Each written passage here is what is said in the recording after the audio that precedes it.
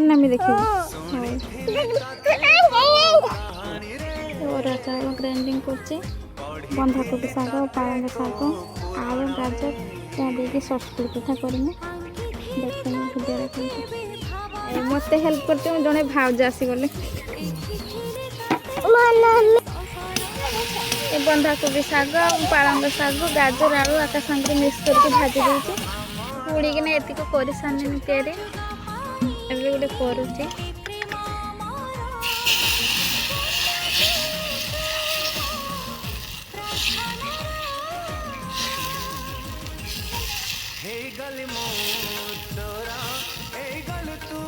N गाजर बंधाकोबी शाग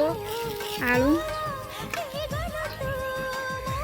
सब देकी सब रंग शाग भी दे हम मुझे एतिक बंधाकोबी शाग पालंग शाग आलू गाजर एतिक देकी करुचे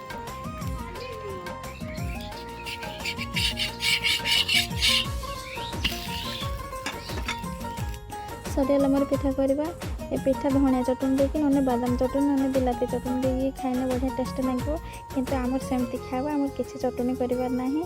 आज क्या शुक्रवार आमर खट्टा खाबनी किसी चटनी से हेनी रखी।